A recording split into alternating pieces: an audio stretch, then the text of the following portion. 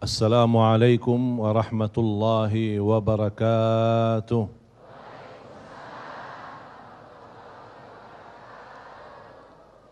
Alhamdulillah, alhamdulillahi rabbil alamin. Allahumma salli ala sayyidina Muhammad wa ala ali sayyidina Muhammad. Para habaib yang saya cintai, para alim ulama yang saya banggakan, yang saya muliakan, para umara yang hadir dalam kesempatan ini, ada alhamdulillah Bapak Wali Kota Jakarta Utara. Selamat datang Pak, alhamdulillah bisa bergabung bersama kita. Ada juga dari Dewan Masjid Indonesia Jakarta Utara, ada dari Majlis Ulama Indonesia Jakarta Utara. Luar biasa bisa berkumpul bersama-sama, kita hadir di acara ini yang mudah-mudahan semua kita mendapatkan keberkahan dari Allah Subhanahu wa taala. Bapak-bapak, ibu-ibu, jamaah Masjid Al-Musyawarah, kita dalam segala urusan dunia mengambil keputusan kita harus bermusyawarah.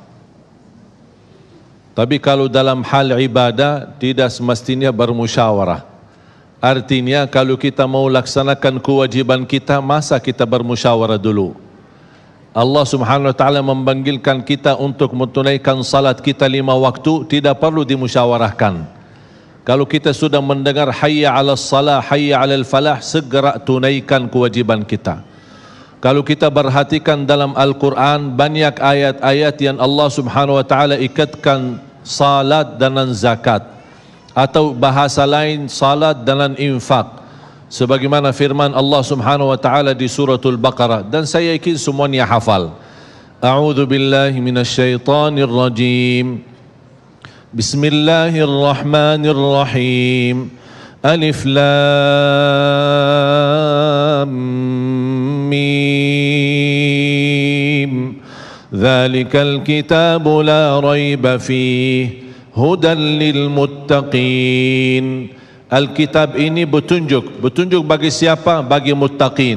Dan Allah menjelaskan sifat-sifat mereka. Kalau kita ingin meniru mereka, ingin bergabung bersama mereka, ingin menjadi seperti mereka, ikutilah penjelasan Al-Quran. Siapa sih al-muttaqin ini?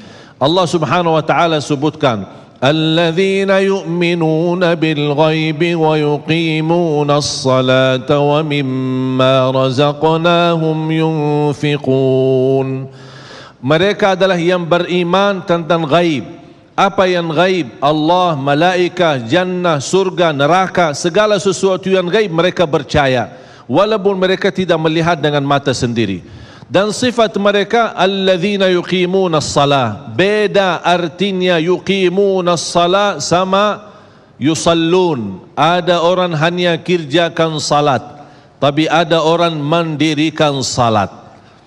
Ada 2 orang salat di saf pertama, sama-sama ruku', sama-sama sujud, sama-sama membaca Al-Quran, tetapi satu diterima oleh Allah, satu tidak diterima oleh Allah.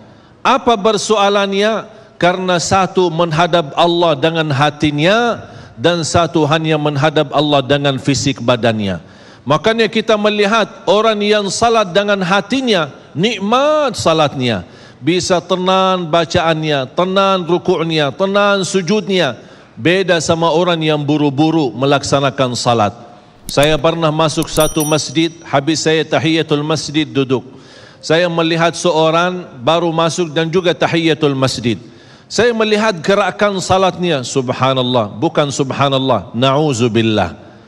Luar biasa cepat. Saya hanya menangkapi bacaan gerakan salatnya. Saya baca Al-Fatihah. Saya baru selesai waladdallin amin. Dengan saya mencuba bagaimana bandingkan bacaan Al-Fatihah dengan salat beliau, dia sudah sampai ke tahiyat. Padahal baru saya selesai surat Al-Fatihah. Salat apa ini yang kita kerjakan?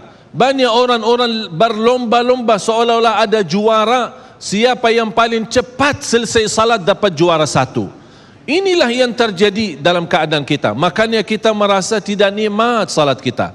Yang kita hanya kejar seminar khusyuk dalam salat, latihan khusyuk dalam salat.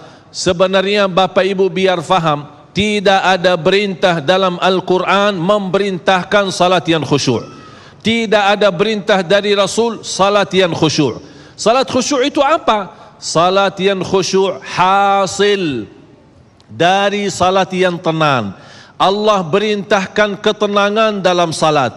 Ar-Rasul SAW memerintahkan ketenangan dalam salat. Kalau sifat khusyuk adalah sifat orang mukmin yang melaksanakan salat tumaknina. Qad aflahal mu'minun alladzina hum fi salatihim khashi'un. Ketika ada seorang datang ke masjid di zaman Rasulullah sallallahu alaihi wasallam, masuk masjid, tahiyatul masjid, selesai salat, dia datang kepada Rasul mau salaman, Rasul tidak menjawab. Bahkan Rasul berkata, salli fa innaka lam tusalli, salatlah karena kamu belum salat. Dia pergi ke depan, salat lagi, selesai balik lagi bertemu Rasul, mau salaman, Rasulullah SAW tidak menjawab. Salli fa innaka lam tusalli, salat dulu karena kamu belum salat. Sampai 3 kali dikasih tahu oleh Rasulullah SAW. Akhirnya orang berkata, mohon maaf ya Rasulullah, saya tidak tahu selain ini salatku. Gimana? Kata Rasulullah SAW, fa idza qumta faqum mutma'inna. Kalau berdiri, berdiri tenang, tumaknina. Tumaknina salah satu rukun di dalam salat. Tidak sah salat seorang tanpa Al-Fatihah, betul? Sama tidak sah salat seorang tanpa tumaknina. Baca tenang, rukuk yang tenang, sujud yang tenang, wallahi akan terasa nikmat. Dari hasil ketenangan dan upaya dan ikhtiar kita akan muncullah rasa khusyuk. Karena khusyuk bukan sesuatu yang datang dari luar, tapi khusyuk sudah ada di dalam hati. Tinggal bagaimana cara dikelola, bagaimana bisa dikembangkan cara salat yang tenang. Makanya Allah ikatkan salat dengan infak. Semakin mulia salat kita, insya Allah semakin mudah melaksanakan infak dan bersedekah.